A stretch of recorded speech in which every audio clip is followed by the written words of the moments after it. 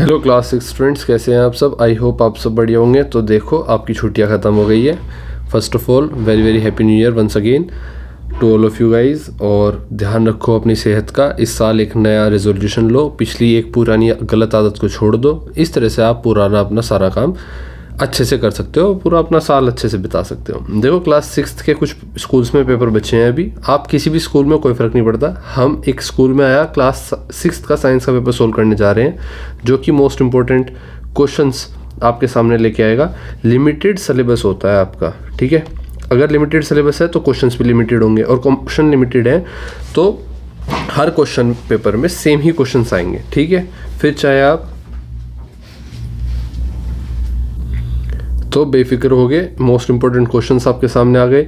फिर आपका पेपर को सोल्व करने की अप्रोच आपको समझ में आ जाएगी कि पेपर को सोल्व किस तरह से करते हैं। और तीसरा सबसे इम्पोर्टेंट कि आपका ओवरऑल फाइनल पेपर्स के लिए, जो फाइनल एग्जाम है उसके लिए रिविजन चल रहा है। तो बिना टाइम वेस्ट किए आइए आगे बढ़ते हैं। Section A, multiple choice question आपके सामने। क्वेश्चन नंबर 1 कहता है which standard unit is use to measure temperature in India. तो आपको पता है कौन सी स्टैंडर्ड यूनिट है हमारी जो इंडिया में यूज़ की जाती है, Celsius, option B. Question number 2 पर देखते हैं the process where water changes into vapour. देखो, वाटर चेंजेस इनटू वेपर, क्या बोलते हैं इसको, below its boiling point is called evaporation. क्या बोलते हैं इसको, इवेपोरेशन। जब पानी भाप बनता है तो उस प्रोसेस को क्या बोलते हैं, इवेपोरेशन, ऑप्शन सी बिल्कुल सही होगा। क्वेश्चन नंबर 3 पर आते हैं which method is use to separate heavier grains from lighter chaff using wind. तो जब ग्रेन्स को इस तरह से, मान लीजिए यहाँ पर ग्रेन्स है, ठीक है, और जब इनको नीचे डाला जाता है और मान लो ये इनका ज़मीन पर ऐसे ढू लग जाएगा, तो जो हवा चलती है वो इसमें से निकाल देते हैं इसका बेकार पार्ट। इसको क्या बोलते हैं, हवा की मदद से भारी अनाज और हल्की भूसी अलग करने को क्या कहा जाता है, विनोइंग कहा जाता है। ऑप्शन डी बिल्कुल सही होगा आपका, विनोइंग, ठीक है।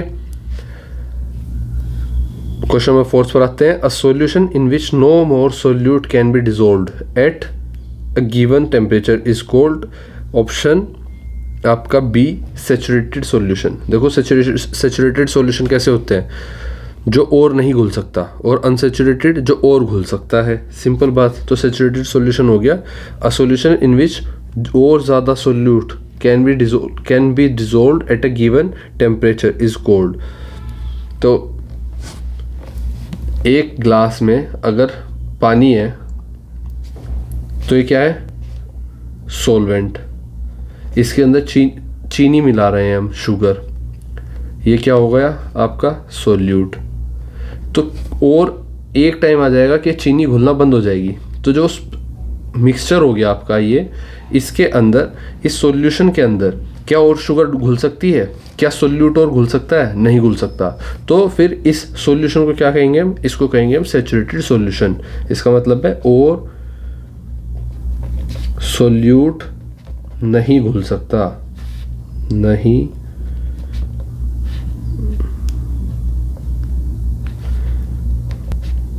घुल सकता,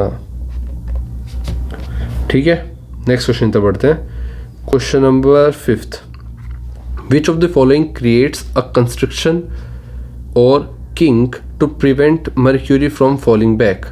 तो A laboratory thermometer, B clinical thermometer, C maximum minimum thermometer, और D digital thermometer.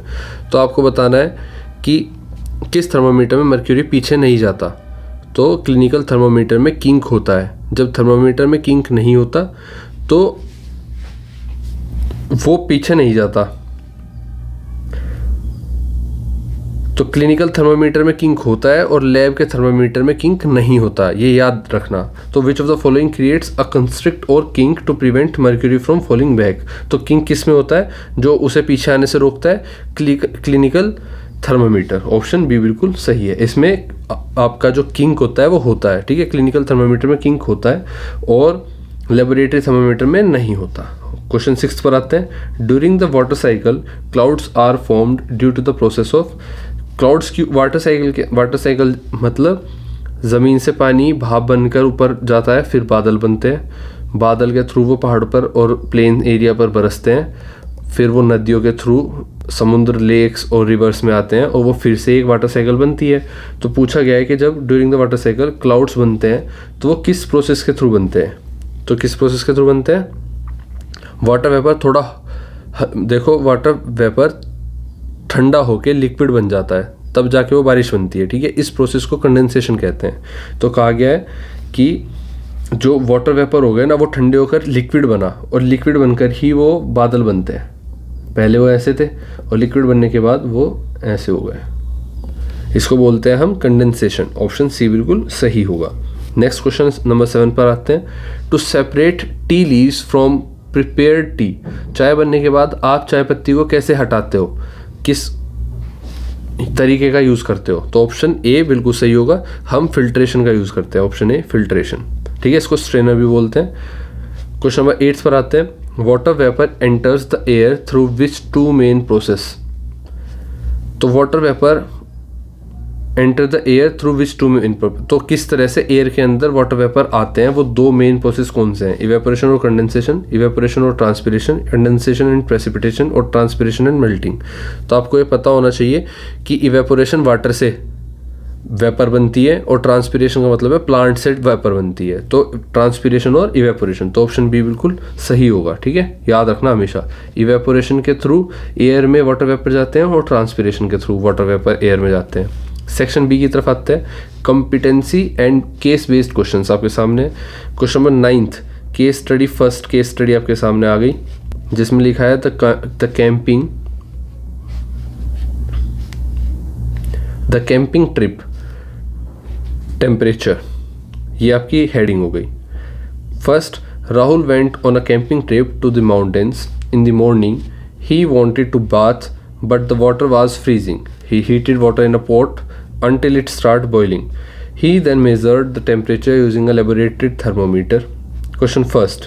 What is the boiling point of water that Rahul likely observed? तो देखो यहाँ पर कहा गया है कि उसने पानी को पोट में गर्म किया जब तक वो उबल नहीं गया. उसने कौन सा यूज़ किया? He then measured the temperature using किस चीज़ के थ्रू यूज़? उसने पानी का टेम्परेचर किस चीज़ से मेज़र किया? तो लेबोरेटरी थर्मामीटर से यूज़ किया. ठीक है, अब लेबोरेटरी थर्मामीटर से यूज़ किया है तो नॉर्मल एटमॉस्फेरिक प्रेशर में वाटर 100 डिग्री सेल्सियस पर उबलता है.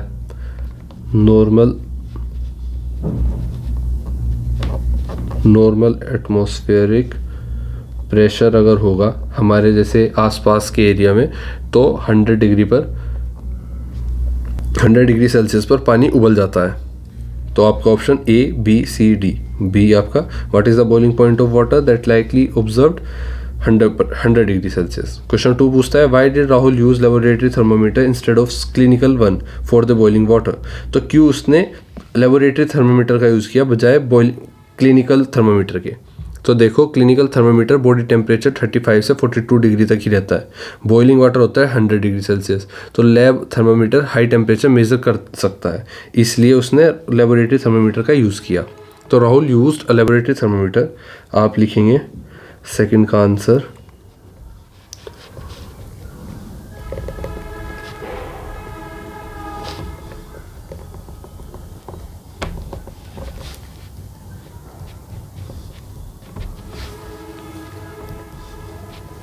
Rahul used laboratory thermometer because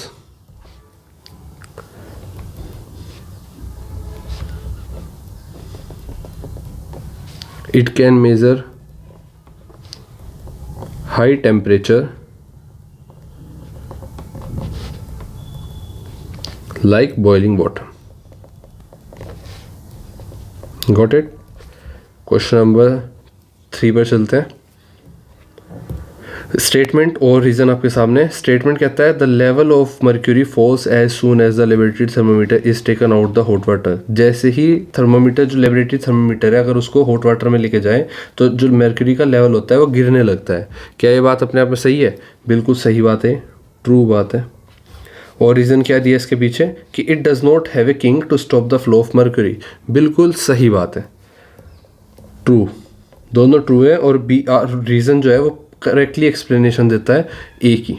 ठीक है, क्वेश्चन नंबर 4 पर आते हैं। If Rahul wants to measure his own body temperature later, what is the normal range he should expect. तो अगर वो बाद में अपना टेम्परेचर नापना चाहे, अपने बॉडी टेम्परेचर, तो क्या नॉर्मल रेंज होगी जो उसे एक्सपेक्ट करना चाहिए। तो ह्यूमन बॉडी का नॉर्मल टेम्परेचर होता है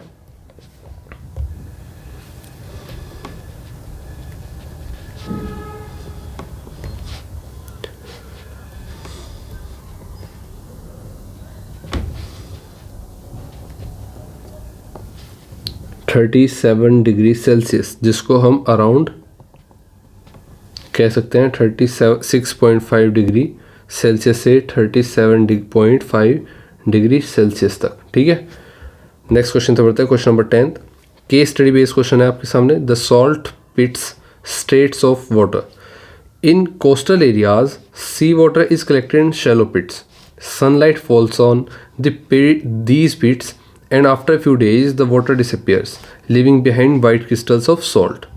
फर्स्ट क्वेश्चन पूछता है इसके बिहाफ पर, name the process responsible for the disappearance of water from the pits. तो जैसे कि आपने अभी पढ़ा, सनलाइट से वाटर स्लोली भाप बन जाता है।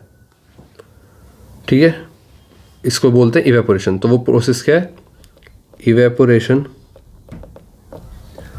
Is the process that is responsible for the disappearance of water from the pits। Evaporation is the process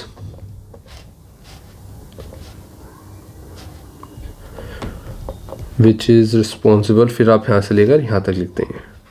ठीक है, ये पूरी लाइन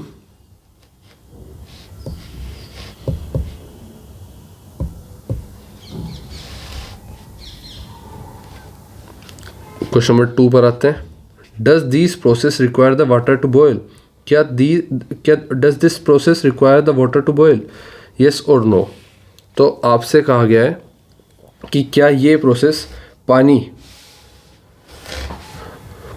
तो इसका आंसर होगा नहीं, नो।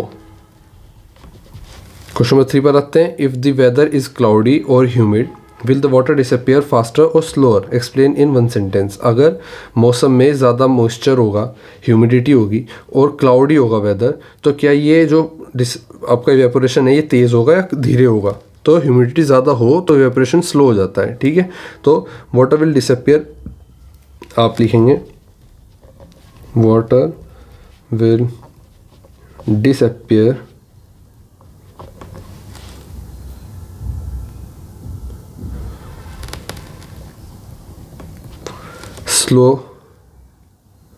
slower because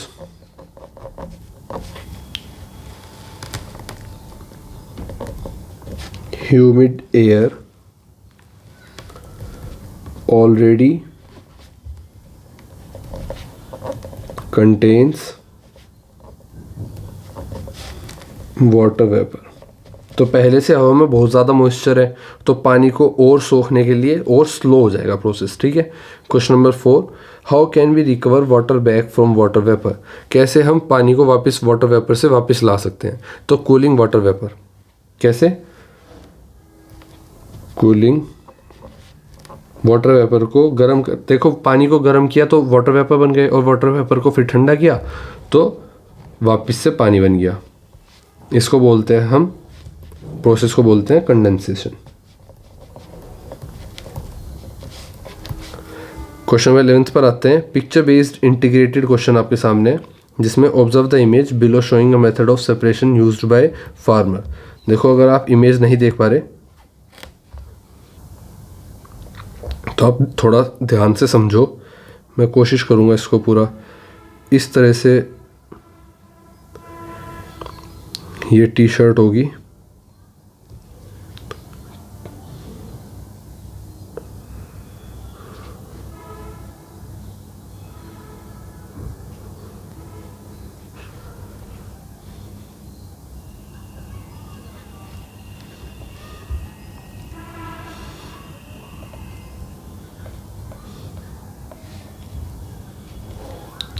तो ये एक फार्मर खड़ा है। ठीक है, जो कि विनोइंग वाला प्रोसेस कर रहा है।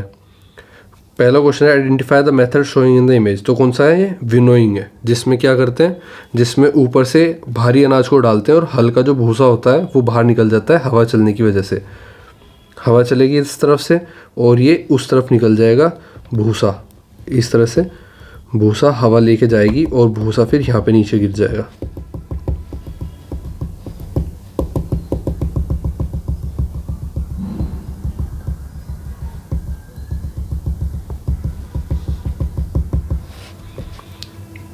तो ये आपका भूसा गिर गया, हवा आई थी और ये चली गई।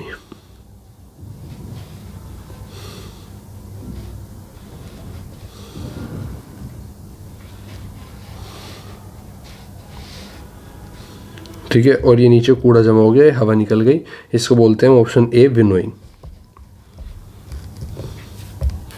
क्वेश्चन नंबर 2 पर आते हैं, this method is use to separate. क्या सेपरेट करने के लिए ये मेथड यूज किया जाता है? Grain seeds from stalks, stones from rice, bran from flour, और बस यही 3 ऑप्शन देखते हैं। तो ग्रेन सीड्स फ्रॉम स्टॉक्स, तो ग्रेन्स एंड हस्क, शेफ जो होता है बेसिकली उसकी बात की जा रही है। तो ये ग्रेन्स और स्टॉक्स की बात होती है। ऑप्शन ए बिल्कुल सही होगा आपका। देखो इसमें एक और ऑप्शन होना चाहिए था क्वेश्चन नंबर 2 में। क्वेश्चन नंबर 2 में 4 ऑप्शन दिए हैं, एक आपको दिया है A grain seeds from stalk, ठीक है। बी ऑप्शन है आपका stones from rice. C option है आपका brain from floor.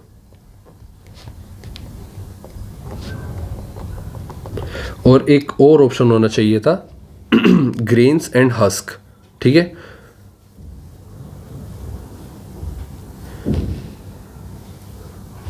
Grain from husk, भूसे से अलग करना ग्रेन को। अब देखो ग्रेन सीड फ्रॉम स्टॉक, इसको हम बोलते हैं, याद रखना हमेशा, इसको हम थ्रेशिंग बोलते हैं। क्या बोलते हैं? स्टॉक से ग्रेन को अलग करने को हम बोलते हैं थ्रेशिंग। स्टोन्स को rice, stones from rice, rice से स्टोन को अलग करने को हम क्या बोलते हैं? पता है किसी को? सिंपल सा, ठीक है।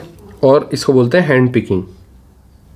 हाथ से हम चावल के बीच में कोई पत्थरी आ जाती है, कंकरी आ जाती है, पत्थर आता है, उसको हैंड पिकिंग, हाथ से अलग करते हैं, ठीक है। ब्रेन फ्रॉम फ्लोर, इसको हम बोलते हैं सीविंग।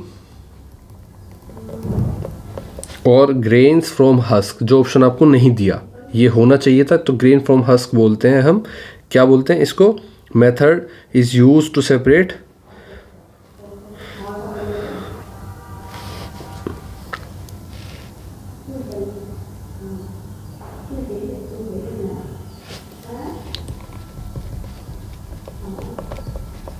विनोइंग, ठीक है। नेक्स्ट क्वेश्चन तक बढ़ते हैं, question number 3। After this process, और आपके डिफाइन विनोइंग भी आ सकता है। देखो, after this process the mixture usually contains grains and husk, chaff, ठीक है, भूसा। Which method is used immediately after this to remove the husk? कौन सा प्रोसेस यूज होता है इसके एकदम बाद टू रिमूव द हस्क?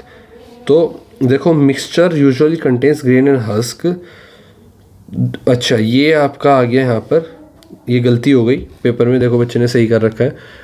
आपका क्वेश्चन ये है बेसिकली,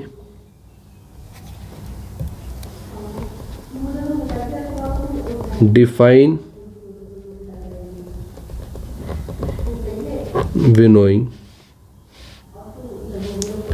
और इसके बाद the mixture usually contains grain and husk, which method is used immediately after this to remove the husk? तो विनोइंग के बाद कौन सा ऐसा वो है हस्क को अलग करने के लिए जो यूज़ किया जाता है? अब देखो, विनोइंग के बाद भी राइस के ऊपर हार्ड हस्क लगा रहता है। उस हस्क को निकालने के लिए राइस को पीटा जाता है, घिसा जाता है, जिसको हम थ्रेशिंग बोलते हैं, ठीक है। इस प्रोसेस को क्या कहते हैं हम? थ्रेशिंग। तो विनोइंग के बाद क्या होता है? विनोइंग के बाद होता है थ्रेशिंग। तो विनोइंग में स्ट्रॉन्ग विंड चाहिए जिसमें फिर थ्रेशिंग होती है। प्रॉपर आंसर लिखेंगे अपना।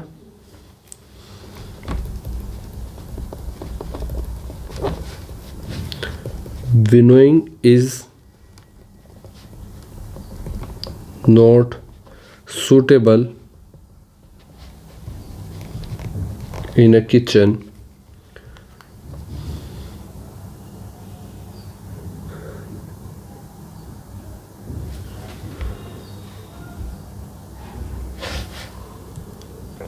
तो देखो ये आपका जो क्वेश्चन है ना कुछ इस प्रकार से हो सकता है। थोड़ा सा यहाँ पर पहले तो डिफाइन विनोइंग और उसके बाद पूछा गया कौन सा ऐसा मेथड है जिसके एकदम इमीडिएटली बाद यूज़ होता है, तो थ्रेशिंग हो गया। अब थ्रेशिंग तो आपका आंसर हो गया इस वाले पार्ट का, यहाँ से यह इस वाले पार्ट का पूरे का, ठीक है। और डिफाइन विनोइंग हम यहाँ पर लिख लेते हैं। तो basically winnowing is the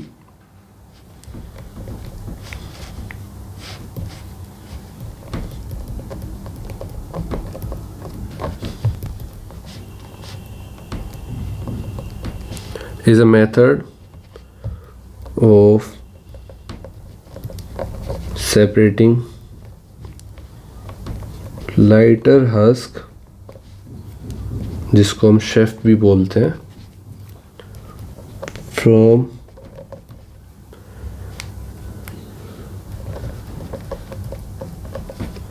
heavier grains by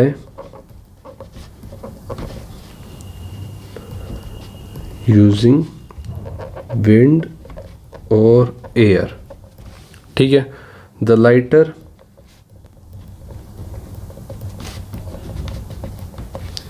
husk is blown away by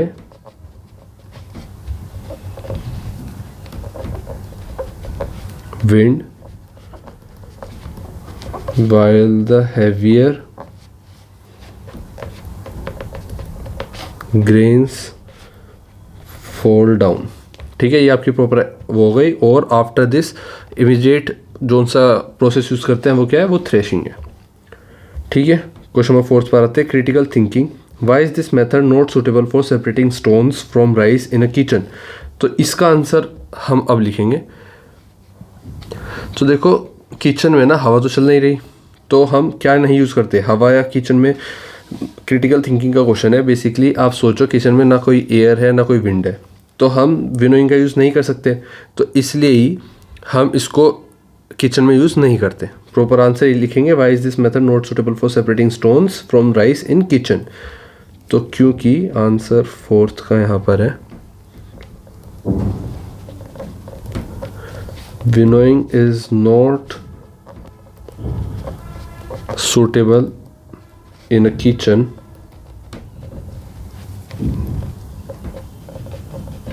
because it requires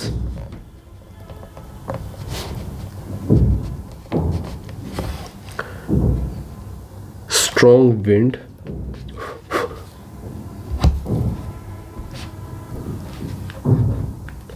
and open space, and stones are almost as heavy as rice grain, so they cannot be separated by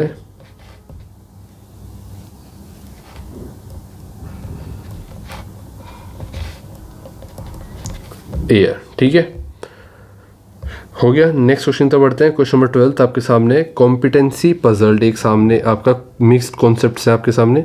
match करना है situation को left with the correct scientific concept. तो एक situation दी गई है इधर और इधर साइंटिफिक कॉन्सेप्ट है, तो आपको दोनों मिलाने हैं कौन सा किसके साथ सही बैठ रहा है, ठीक है। तो आइए बढ़ते हैं। पहली सिचुएशन है spectacles fogging up when entering a warm room. Spectacles पर एक फॉग जम जाती है जब भी आप किसी वार्म रूम में घुसते हैं। ये किस वजह से, क्योंकि अगर गर्म कमरे में घुसते हैं तो जो गर्म गर्म भाप है पहले से, वाटर वेपर गर्म है जो, वो एकदम से ठंडे चश्मे पर लगती है तो वो बन जाती है वाटर वेपर, एकदम से वेपराइज से वाटर ड्रॉपलेट्स बन जाती है, जिसकी वजह से वो भाप किस पर जमा होती है, चश्मे पर जमा होती है। तो कहाँ पर है आपका कंडेंसेशन, ए का third question. Number second situation आपके सामने, adding sugar to milk until its stop dissolving. Sugar को तब तक मिल्क में घोलना जब तक वो घुलना रुक ना जाए, इसको क्या बोलेंगे, सैचुरेटेड सॉल्यूशन। देखो जब कोई सॉल्यूशन में कोई सोल्यूट घुलना बंद ना हो जाए, किसी भी सॉल्वेंट में मतलब दूध या पानी में अगर हम ऊपर से शुगर डालें और जब तक डालें जब तक वो घुलना बंद ना हो जाए, और घुलने के एक टाइम ऐसा आएगा वो घुलना बंद हो जाएंगी, तो उसको क्या बोलेंगे हम, सैचुरेटेड सॉल्यूशन। तो सेकंड का फर्स्ट। सी सिचुएशन आपके सामने है, water droplets appearing on leaves in the morning. तो वाटर ड्रॉपलेट आ जाती है आपकी लीव्स के ऊपर सुबह सुबह, इसको हम क्या बोलते हैं, ड्यू। ये भी एक कंडेंसेशन का पार्ट है, और ये एक तरह से आप ओस बोलते हो ना जिसको, वो ही है। फोर्थ देखते हैं situation, measuring the temperature of a day. तो डे का टेम्परेचर नापने के लिए क्या यूज़ करते हैं आप यूज़ करते हैं मैक्सिमम एंड मिनिमम थर्मामीटर। तो फोर्थ का फोर्थ ही है। और fifth, plants losing water to the air transpiration. ये प्रोसेस बताया था आपको कि प्लांट से जब वाटर वेपर एयर में जाता है, पानी भाप बन के एयर में जाता है प्लांट से डायरेक्टली, उसको ट्रांसपिरेशन बोलते हैं। सेक्शन सी पर आते हैं, 2 मार्क्स का एक क्वेश्चन होगा, short answer type, short and long answer type question आपके सामने। क्वेश्चन नंबर 13 कहता है, शॉर्ट आंसर टाइप क्वेश्चन है कि why is it advised not to wash a clinical thermometer with hot water. ये क्यों कहा जाता है कि जो आपका क्लिनिकल थर्मामीटर है उसको गर्म पानी से नहीं धोना चाहिए। तो हॉट वाटर से मर्क्यूरी एक्सपेंड हो जाता है और थर्मामीटर टूट सकता है। तो प्रॉपर आंसर लिखेंगे, because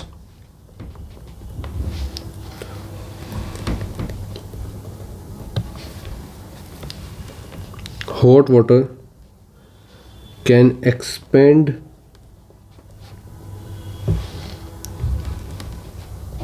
mercury and damage the clinical thermometer। ठीक है, ये आपका आंसर था 13th का। 14th पर आते हैं, शॉर्ट आंसर टाइप क्वेश्चन आपके सामने। Define sedimentation and decantation, give an example where these are use together. Sedimentation और डिकेंटेशन देखते हैं। देखो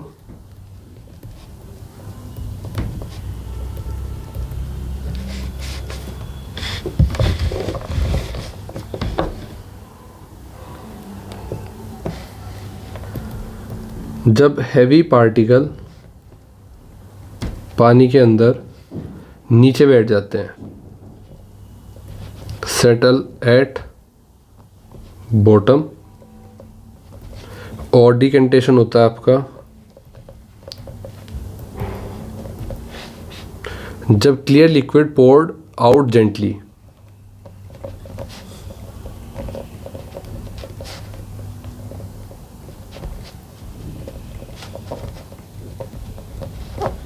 ठीक है, एग्जाम्पल के तौर पर आप मडी वाटर में ये दोनों इफ़ेक्ट एक साथ होते देख सकते हो। ठीक है, 14th हो गया। 15th पर आते हैं, शॉर्ट आंसर टाइप क्वेश्चन आपके सामने। Explain the water cycle briefly, list the 3 main forms of water found during this cycle, solid, liquid and gas. तो सॉलिड और लिक्विड और गैस की तीनों स्टेट में पानी को दिखाना है आपको और एक्सप्लेन करना है वाटर साइकिल को ब्रीफली। आइए वाटर साइकिल ब्रीफली एक्सप्लेन करते हैं।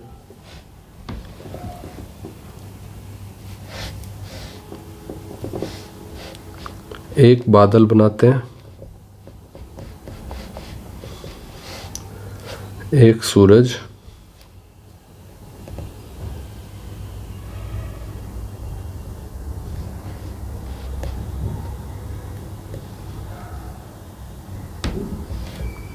फिर इसके बाद एक पेड़,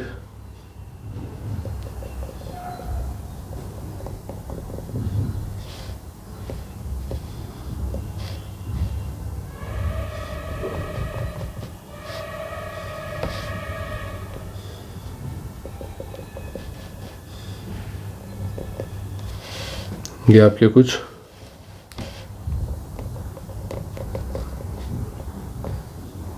पेड़ हो गए।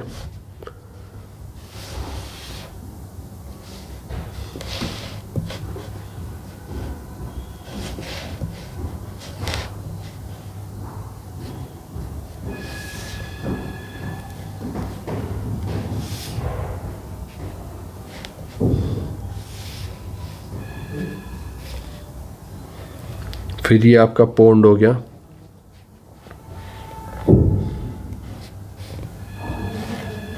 ठीक है, और इसके बाद आपका एक हो गया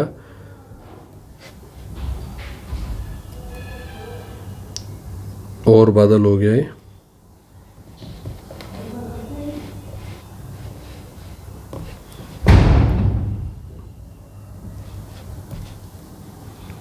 अब आप एक चीज़ देखो, इसमें नोटिस करो कि यहाँ से अगर बारिश हो रही है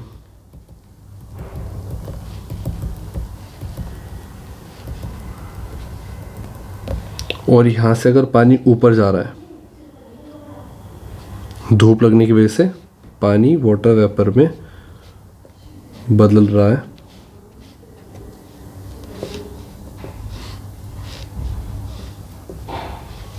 ठीक है, तो इसको क्या बोलेंगे हम? इसको बोलेंगे हम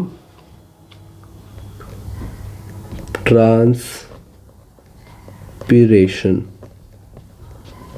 ठीक है, अब यहाँ से जो पानी से डायरेक्ट बूंदें बनी वो ऊपर गई,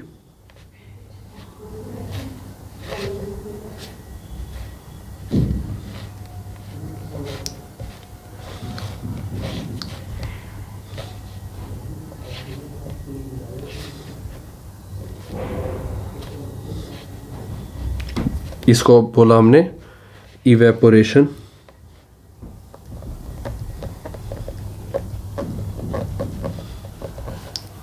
ठीक है, और यहाँ से जो पानी बरसा, इसको बोला हमने प्रेसिपिटेशन।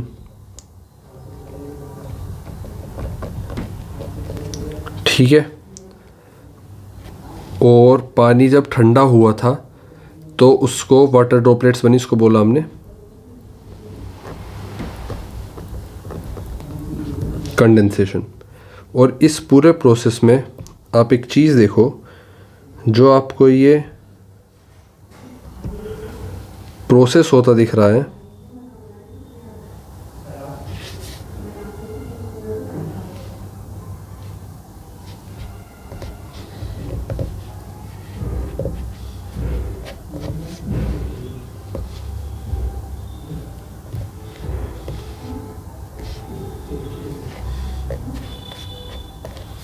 इसको क्या बोलेंगे हम?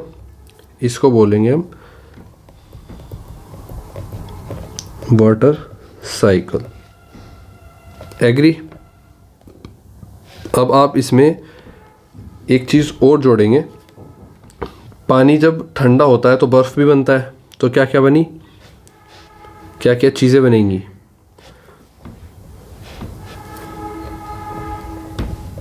वाटर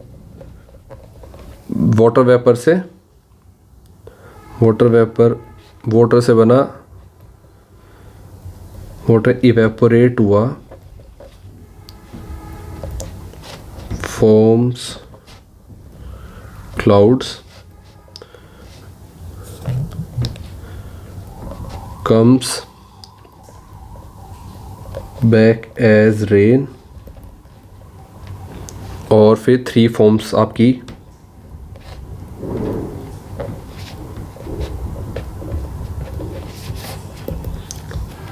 क्या है आपकी?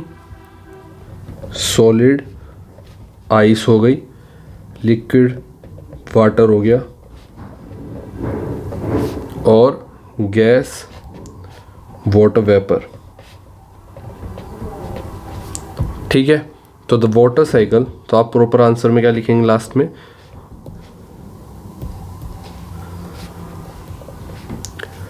The water cycle is the continuous movement of water between land, air and sea। फिर यहाँ पर लिख रहा हूँ बाकी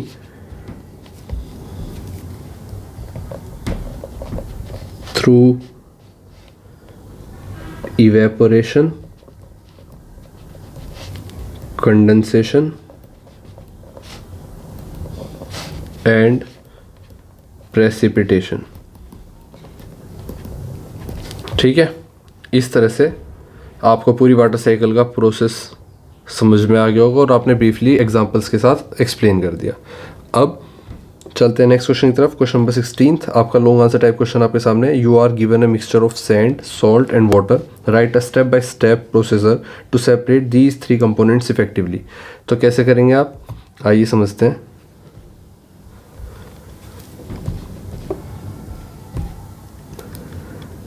पहले आप फिल्ट्रेशन करेंगे,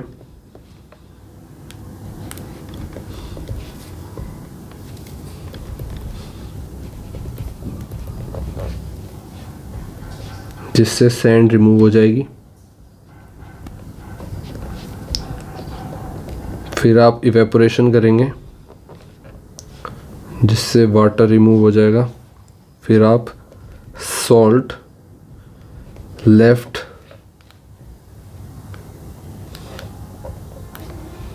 लास्ट में आपके पास क्या बचेगा, सिर्फ नमक। तो आप इसको प्रोसेस को स्टेप बाय स्टेप अपने स्टेप्स लिख लिए।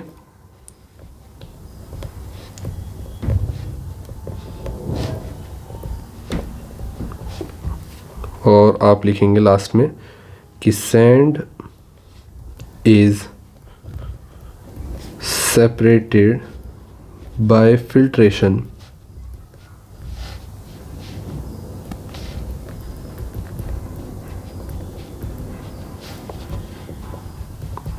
salt by evaporation and water by condensation if needed।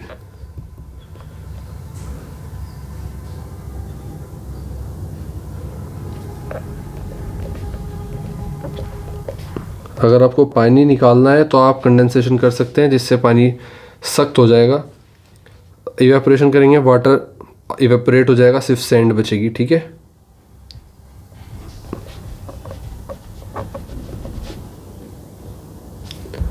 तो इस तरह से आप पूरा पर आंसर लिखेंगे।